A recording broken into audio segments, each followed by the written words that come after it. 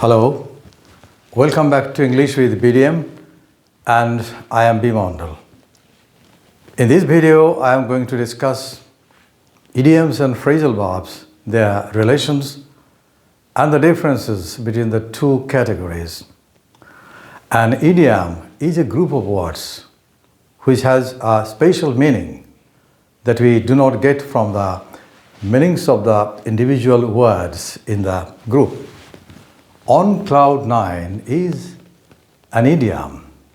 It is an idiomatic phrase, idiomatic expression. It has three words, but we do not get the meaning of the idiom from the meanings of the individual words. The phrase means, the idiom means, extremely happy.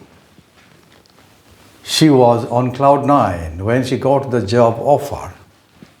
The sentence means she was extremely happy when she got the mail or the information of the job offer. Number 2, step into another person's shoes. It means to do, to perform the task that another person started but could not complete. When her father died, she stepped into his shoes and managed his business. Notice that in the first idiom, there is no verb, but in the second one, we have got the verb to stay. So, in a common idiom, there may be a verb or there may not be, but there are nouns in common idiomatic expressions, idiomatic phrases. We have another category of idiomatic expressions, the phrasal verbs. Each of the phrasal verbs must begin with a verb, and the verb combines with a preposition or an adverb or with both to give a new meaning. The meaning is new in the sense that we do not get the meaning of the phrase, the phrasal verb, from the component words. Take after.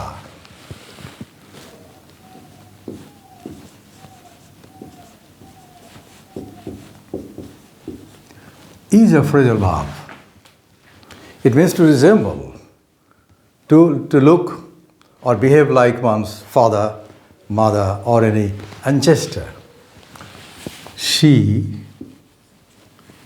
takes after her mother. She takes after her mother means she looks like her mother. We can extend the sentence by adding extra information, such as she takes after her mother in appearance and voice. Here the phrasal verb is composed of the verb and the preposition. We have thus got three categories, three types of phrasal verbs as regards their composition, their forms. Verb plus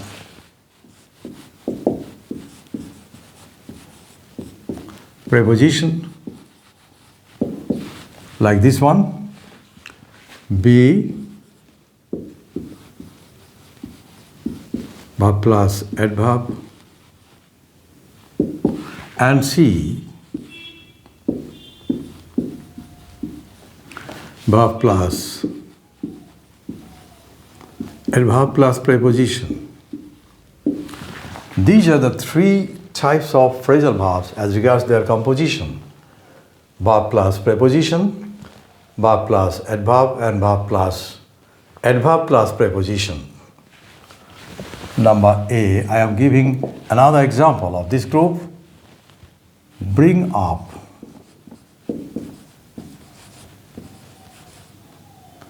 Bring up means to rear, to care for a child, to teach it how to behave until it grows up into adulthood.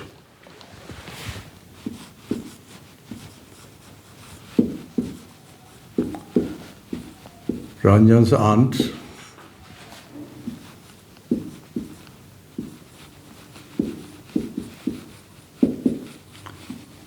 brought him up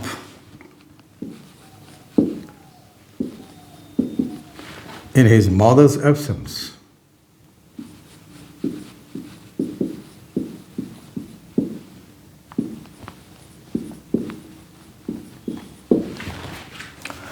Ranjan's aunt brought him up in his mother's absence. Number B.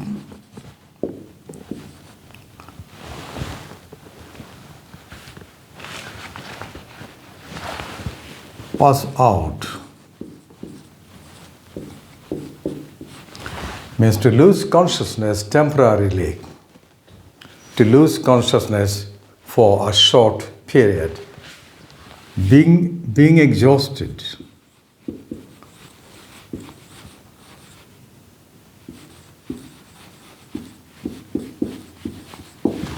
Being exhausted, the old man passed out.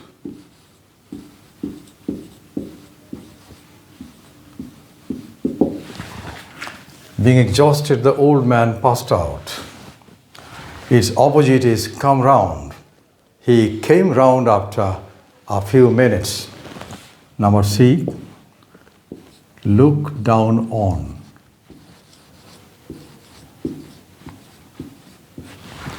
Means to behave in a way that you are better than or superior to other people.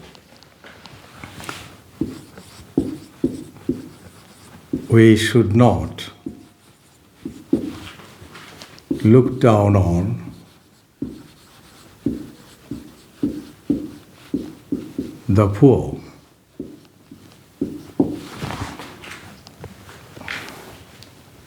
A phrasal verb functions just like a verb.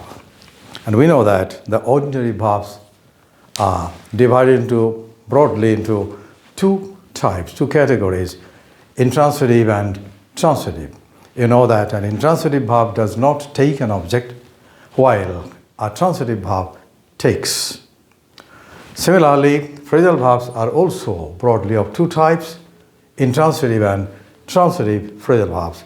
Naturally, intransitive phrasal verbs do not take objects. For example, this one, pass out, is an intransitive phrasal verb, so there is no object after it. But this one, bring up, take up, look down on, are all transitive phrasal verbs. Naturally, a transitive phrasal verb takes a direct object. Now, the question is, where should we place the object in a sentence with a transitive phrasal verb? We have got two positions. Look at the first sentence. Take after is the phrasal verb. We have placed the object, her mother, after the phrasal verb. These words, the prepositions and adverbs like out, prepositions like after, etc., are commonly called particles. Particles. So, we can place the object after the particle, that is, after the complete phrasal verb.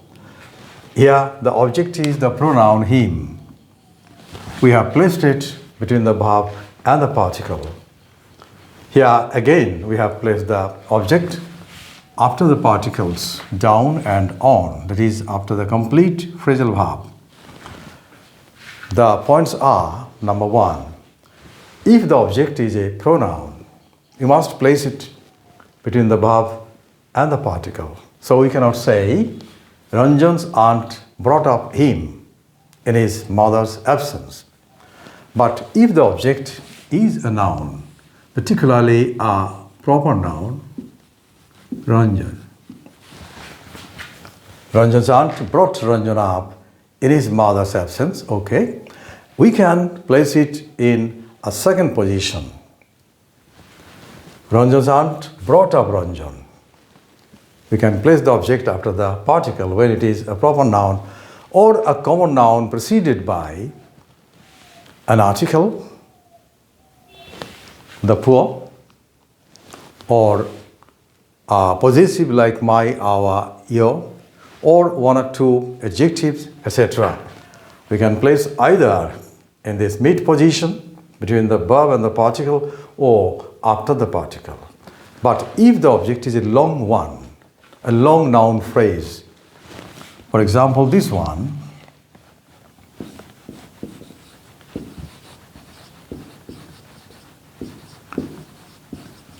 the government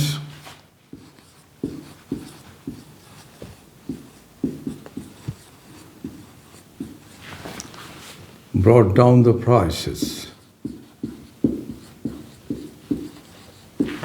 of essential commodities.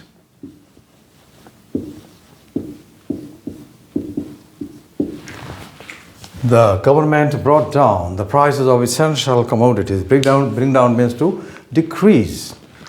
This word is pronounced essential, not essential, essential.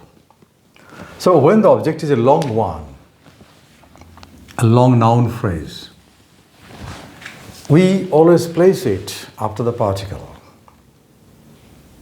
You never should place it between the verb and the particle of the phrasal verb. So these are the points to remember where we should place the object in a phrasal verb.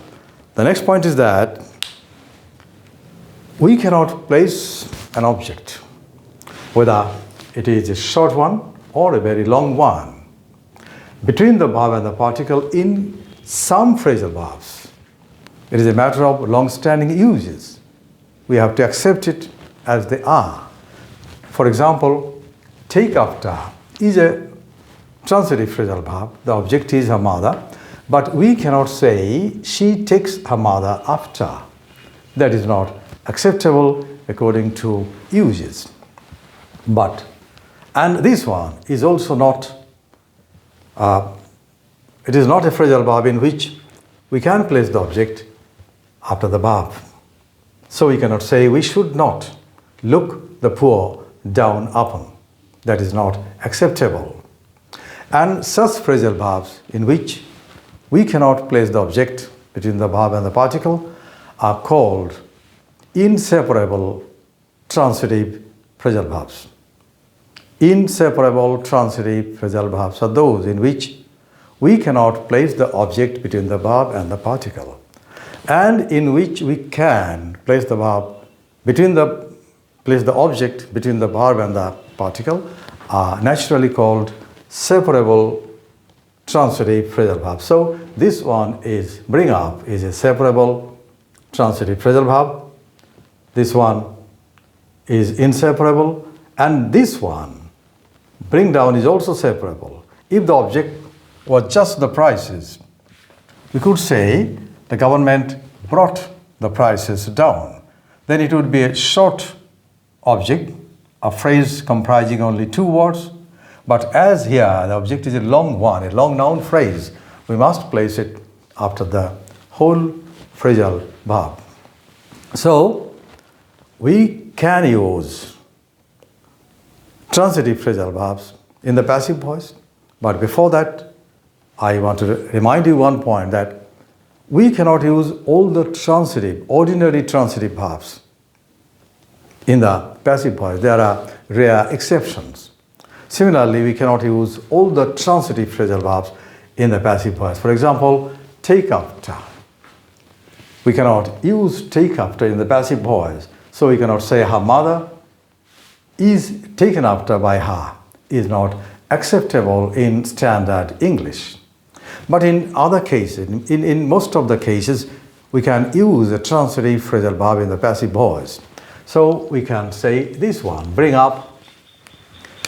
Ranjan was brought up.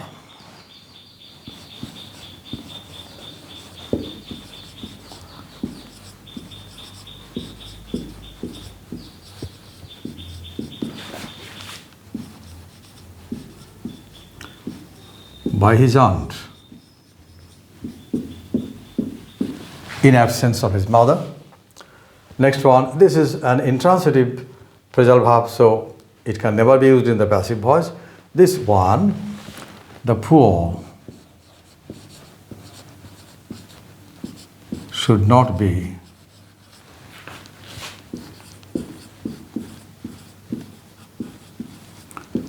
look down on.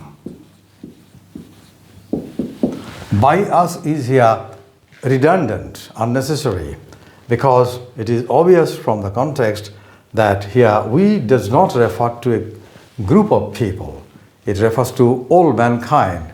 It is a general truth. So we should not mention the doer preceded by the preposition by, where the doer is easily known, instantly known to the hearer or the reader. You should not mention by X, by Y, by Z, etc. So we should not mention here by us. This one, the object is a long one, and when we use the transitive phrasal verb in the passive voice, we have no problem with the length of the object because we have to shift the whole object, whether it is a pronoun, it is a proper noun, or it is a long noun phrase. We have to shift the object to the first position, the position of the subject. The prices of essential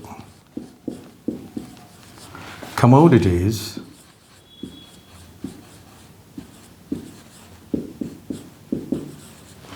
were brought down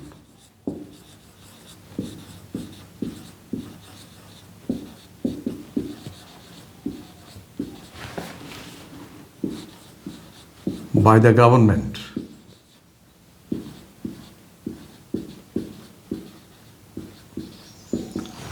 This word is not government or government or simply government. It is a sound. After G, we have to pronounce a short A. Govern. Omit the A. Government.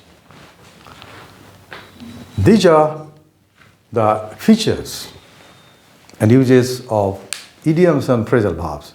There are hundreds of phrasal verbs and idioms in English. In the short videos in the future, I'll be presenting select idioms and phrasal verbs. To get timely notification of the latest videos, please subscribe to the channel and press the bell icon. Expecting to meet you soon in the next video. Until then, goodbye.